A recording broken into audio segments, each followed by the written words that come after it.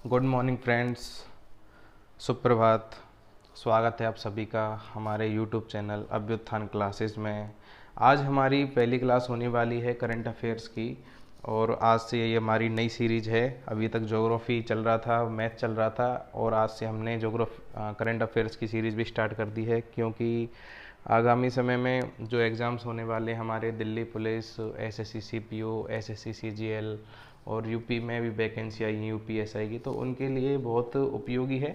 ठीक है, किसी भी आप एग्ज़ाम में बैठोगे तो आपको वहाँ पर 4-5 क्वेश्चन हमेशा करंट अफेयर्स के लिए मिल जाते हैं और बहुत अच्छा रोल वहाँ पर रहता है, क्योंकि इन चीज़ों को आप डेली पढ़ते भी रहते हैं। और आजकल तो सोशल मीडिया का ज़माना है, सोशल मीडिया पे भी आपको डेली नई नई चीज़ें देखने को मिलती हैं, तो कोई ना कोई चीज़ आपको एग्ज़ाम में ऐसी मिल जाती है। ठीक है, तो हमारी कोशिश यही रहेगी, जो भी डेली की कुछ इंपॉर्टेंट न्यूज़ बन रही हैं जो कि आपको एग्ज़ाम में काम आ सकती हैं, उनको आपके पास में पहुंचाया जाए। ठीक है, तो आप थोड़ा ध्यान से देखिएगा और इसकी जो पीडीएफ है वो भी आपको डिस्क्रिप्शन में जो लिंक दी जा रही है उस जहाँ वहाँ से आप उसको डाउनलोड कर सकते हो। ठीक है, और आप डेली करंट अफेयर्स की क्लास ज़रूर लें। ठीक है, तो स्टार्ट करते हैं आज अपनी करंट अफेयर्स की क्लास सत्यपाल मलिक के साथ में। सत्यपाल मलिक, जो आपने काफ़ी नाम सुना होगा इनका, ये हमारे जम्मू कश्मीर जो राज्य है उसके राज्यपाल रहे काफ़ी लंबे समय तक। और 2019 में धारा 370 और 35A आर्टिकल को निष्प्रभाव भी किया गया, मोदी जी द्वारा हटाया गया। तो उस टाइम पे ऐसे कठिन समय में इन्होंने जम्मू कश्मीर को बहुत अच्छी तरह से संभाला। ठीक है, तो ये फ़िलहाल में गोवा के राज्यपाल थे, क्योंकि जम्मू कश्मीर से इनको हटाया था 2019 अक्टूबर में और उसके बाद बनाया इनको गोवा का राज्यपाल। ठीक है, और अब इनको मेघालय का राज्यपाल नियुक्त कर दिया गया है। ठीक है, लेकिन अब गोवा में कोई राज्यपाल नहीं है, तो ऐसे टाइम पे जो महाराष्ट्र उनका जो करीबी स्टेट है उसके जो राज्यपाल हैं भगत सिंह कोश्यारी जी, उनको गोवा का कार्यवाहक राज्यपाल बनाया गया है। ठीक है, और जो सत्यपाल मलिक जी का जो कार्यकाल रहा था 2018 अगस्त से और अक्टूबर 2019 तक रहा था। और ये बीजेपी से पहले पहले जनता दल में एक बार सांसद रहे थे 1989। ठीक है, और एक बार ये समाजवादी पार्टी से भी टिकट चुनाव लड़ चुके हैं और उसके बाद फिर ये बीजेपी में रहे और बीजेपी के राष्ट्रीय उपाध्यक्ष भी रह चुके हैं। ठीक है, वो एक बहुत कुशल और प्रखर व्यक्तित्व हैं और इनकी राजनीति के महारथी माने जाते हैं। ठीक है, तो अब ये मेघालय की जिम्मेदारी संभालेंगे। नेक्स्ट है रोहित शर्मा। रोहित शर्मा को आप सभी जानते हैं, हमारी भारतीय टीम के एक स्टार खिलाड़ी हैं, 3 बार दोहरा शतक लगा चुके हैं। ठीक है, वनडे इतिहास में, और ऐसे पहले खिलाड़ी हैं जिन्होंने ऐसा कारनामा किया है। इनके लिए जो एक ब्रांड है ओकले ब्रांड है, ओकले ब्रांड का इनको एम्बेसडर बनाया गया है 2 साल के लिए। ओकले ब्रांड है, आई वियर ब्रांड है। ठीक है, आँखों के जो चश्मे हैं वो बनाए जाते हैं, आई वियर ब्रांड है, उसका इन्होंने एम्बेसडर बनाया गया है। ठीक है, ये जो ब्रांड है उसने भारत में 2009 में अपनी ओपनिंग करी थी और आज उनके 2000 के समथिंग स्टोर्स हैं। तो उसके जो ब्रांड एम्बेसडर होंगे आज के बाद रोहित शर्मा होंगे। ठीक है, पुडुचेरी ने अपना डी ज्यूरे दिवस मनाया है। डी ज्यूरे मैं आपको पहले बता देता हूँ क्या होता है, क्योंकि भारत में कई विदेशी ताकत कंपनियाँ आई थी, जैसे पुर्तगाली आए थे, डच आए थे, फ्रांसीसी आए थे और इंग्लैंड की ईस्ट इंडिया कंपनी आई थी। तो सबके अलग अलग क्षेत्रों में अधिकार थे, सबके अलग अलग क्षेत्र में अधिकार थे। ठीक है, तो जो पड्डुचेरी जो क्षेत्र है, यानी जिसको पांडिचेरी भी कहते हैं, तो वहाँ पर किसका अधिकार था? वहाँ तक फ्रांस का अधिकार था। स्वतंत्रता के बाद में जो ज़्यादातर कंपनियाँ ऐसे चली गई, ईस्ट इंडिया कंपनी सबसे बड़ी थी, सबसे लास्ट में वही गई थी। और एक पुर्तगाल की जो कंपनी थी, जो इनका गोवा पे अधिकार था, वो भी लास्ट 1962 में गए थे। तो 1954 में 18 अक्टूबर को एक जनमत संग्रह कराया गया फ्रांसीसी सरकार ने। तो उसमें जो ज़्यादातर लोग थे उन्होंने भारत की तरफ वोट किया और भारत में मिलने का फैसला किया। ठीक है, तो 16 अगस्त 1962 को जो फ्रांसीसी संसद है उन्होंने अनुमोदन दे दिया और भारत में पांडिचेरी का विलय हो गया। ठीक है, तो ये जो डी ज्यूरे है इसको भारतीय संघ के साथ संघ शासित प्रदेश का कानूनी जो विलय हुआ है उसको कहते हैं डी ज्यूरे। ओके, तो उसकी 59वीं वर्षगांठ मनाई गई है कब? 16 अगस्त 2020 को। नेक्स्ट है निशिकांत कामत। नेक्स्ट जो टॉपिक है निशिकांत कामत। निशिकांत कामत एक फिल्मकार थे और इनकी लीवर सर्कोसिस बीमारी की वजह से डेथ हो गई है। और इन्होंने बहुत अच्छी अच्छी मूवीज़ को डायरेक्ट किया था, जैसे दृश्यम है, मदारी है, फोर्स है, रॉकी हैंडसम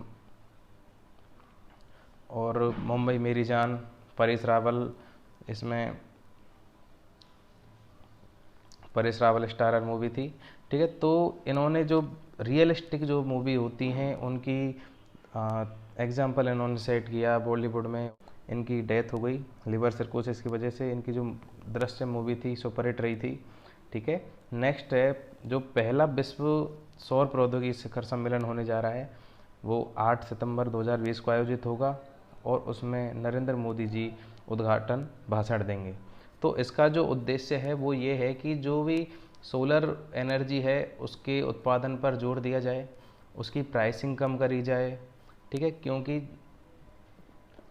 अब तक जो डिपेंडेंसी थी भारत की वो थी ज़्यादातर थर्मल पावर पर और हाइड्रो पावर पर। ठीक है, तो इन दोनों पे से डिपेंडेंसी थोड़ी कम की जाए और सोलर पर डिपेंडेंसी ज़्यादा की जाए, क्योंकि सोलर एक ऐसी तकनीक है कि इसमें सूर्य से आने वाली जो ऊर्जा है उसको उपयोग किया जाता है। ठीक है, और उस उपयोग से बिजली बनाई जाती है। तो जो चीज़ हमें प्राकृतिक मिल रही है तो उससे ज़्यादा जितना हो सके उतना काम में आना चाहिए। तो इसका उद्देश्य ये रहने वाला है सम्मेलन का। ठीक है, और जो भी अत्याधुनिक तकनीक हैं और जो नेक्स्ट जनरेशन की जो भी तकनीक हैं उनको आपस में कनेक्ट करना। ठीक है, ये होने वाला है 8 सितंबर 2020 को। नेक्स्ट है राकेश अस्थाना। राकेश अस्थाना को सीमा सुरक्षा बल यानी बॉर्डर सिक्योरिटी फोर्स का क्या बनाया गया है? महानिदेशक बनाया गया है। बीएसएफ की जो टैगलाइन है वो है फर्स्ट लाइन ऑफ डिफेंस। जो भारत पाकिस्तान के बीच में जो सीमा है उस पर ये हमेशा सजग प्रहरी के रूप में काम करते हैं। ठीक है, गुजरात कैडर के आईपीएस अधिकारी हैं 1984 बैच के राकेश अस्थाना। इनको सीमा सुरक्षा बल का महानिदेशक बनाया गया है और 31 जुलाई 2021 को इनकी सेवानिवृत्ति है। इनके सेवा काल पूरा हो जाएगा तब तक ये इस पद पर कार्य करेंगे। ठीक है, लेकिन इनके पास में 2-3 एक तो narcotic control bureau NCB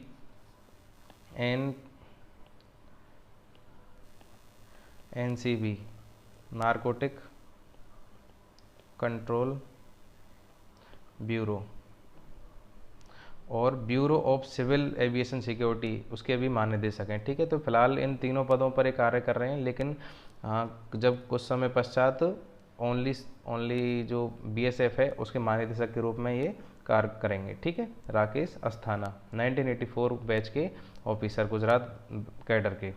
next है आईआईटी पटना की जो एमयू साइन किया है किसके साथ में? फ्लिपकार्ट के साथ में।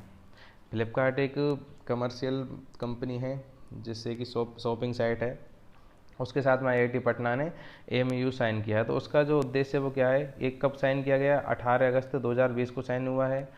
तो इसका जो उद्देश्य है जो भी स्टूडेंट्स यहाँ पर पढ़ रहे हैं जो रिसर्च करते हैं उनके साथ में मिल कर के जैसे आर्टिफिशियल इंटेलिजेंस है, नेचुरल लैंग्वेज प्रोसेसिंग है और मशीन लर्निंग है, तो उस क्षेत्र में इन पे थोड़ा सा रिसर्च किया जाए जिससे कि जो फ्लिपकार्ट का बिजनेस है उस पर कुछ इफ़ेक्ट पड़े। ये ऐसी रिसर्च चाहते हैं इन चीज़ों पर जिससे कि इनके जो इनका बिजनेस है उसमें ये चीज़ें काम आए। ठीक है, आईआईटी जो पटना है वो इनकी अनुसंधान गतिविधि, रिसर्च पेपर लिखने और सेमिनार आयोजित करने, इंटर्नशिप जैसे कई कार्यक्रम हैं इनके जो कि समझौते में इनकी लिखी गई हैं। ठीक है, नेक्स्ट आते हैं अर्जुन सुब्रमण्यम। अर्जुन सुब्रमण्यम थे हमारे एक एयर वाइस मार्शल थे जो कि रिटायर्ड हो चुके हैं। इनकी एक पहली किताब आई थी India's Wars a military history 1947 to 1971। तो ये जो किताब आई थी इसमें इन्होंने 1947 से लेकर के 1971 तक की जो भी सैन्य गतिविधियां हुई, जो भी छोटे बड़े युद्ध हुए, जल सेना, थल सेना, वायु सेना सबके भारत के, ठीक है, उन सब के बारे में इन्होंने लिखा था। ठीक है, तो उसकी जो नेक्स्ट जनरेशन है वो ये है फुल स्पेक्ट्रम इंडियाज़ वॉर्स 1972 1972 से 2020 तक, यानी 2020 तक की। पहले तो पहली बुक में आ गया 1947 से 1971 तक। जो नेक्स्ट बुक है जो अभी पब्लिश हुई है 1972 से 2020 तक की सारी घटनाएं इसमें डाली गई हैं। ठीक है, बहुत अच्छी बुक है। और हिस्ट्री में जो भी इंटरेस्ट रखते हैं या फिर नेशनलिस्ट जो लोग हैं, जो राष्ट्रवाद की तरफ थोड़ा ज़्यादा फोकस रहते हैं, उनको ये किताब पढ़नी चाहिए। एक हार्पर कॉलिंस पब्लिशर है, वो इस बुक को प्रकाशित कर रहा है। ठीक है, नेक्स्ट आते हैं हम अटल बिहारी वाजपेयी जी पर। अटल बिहारी वाजपेयी जी का जिक्र इसलिए आया क्योंकि 16 अगस्त 2018 को इनकी डेथ हुई थी। ठीक है, काफ़ी लंबे समय से बीमार थे, 2008 से बीमार चल रहे, तो 2018 में इनकी डेथ हुई। तो इनकी जो दूसरे पुण्यतिथि थी 16 अगस्त को, उस समय जो मुख्यमंत्री हैं मध्य प्रदेश के शिवराज सिंह चौहान जी, उन्होंने इनकी दूसरी पुण्यतिथि पर एक एक्सप्रेसवे बन रहा है, ग्वालियर चंबल एक्सप्रेसवे, उसका नाम बदल कर दिया है Shri Atal Bihari Vajpayee progress way. Express way ना रख करके इन्होंने नाम रखा है प्रोग्रेस वे। जैसे बीजेपी की, हाँ, ये फंडा है, एक नीति है कि चीज़ों को कनेक्ट करने की, जिससे कि लोगों के फोकस में आए ज़्यादा से ज़्यादा। एक्सप्रेस वे तो हर जगह पर बने, इन्होंने इसका नाम रख दिया है प्रोग्रेस वे। और नाम किसके ऊपर रखा है? अटल बिहारी वाजपेयी के ऊपर, क्योंकि अटल बिहारी वाजपेयी का जो जन्म स्थान है वो था ग्वालियर। ठीक है, ग्वालियर के पास में ही उनका जन्म हुआ था। ठीक है, और अटल बिहारी वाजपेयी ने 3 बार ये प्रधानमंत्री बने। 1996 में 13 दिन की सरकार रही इनकी, 1996 में वो 8 में दोबारा बने, 11 महीने की सरकार रही, और 1999 में जब दोबारा चुनाव हुए और कारगिल के जस्ट बाद में, उस टाइम इन्होंने 5 साल सरकार चलाई। यानी कि इस प्रकार से 6 वर्ष इन्होंने शासन किया। और इनके शासन को सुशासन के रूप में माना जाता है, क्योंकि बहुत अच्छा शासन इनका रहा था। क्योंकि इनके शासन में 1998 में पोखरण में न्यूक्लियर टेस्ट हुआ। ठीक है, 1999 में कारगिल वॉर हुआ पाकिस्तान के साथ में, पाकिस्तान को मुँह की खानी पड़ी। और कांधार हाईजैक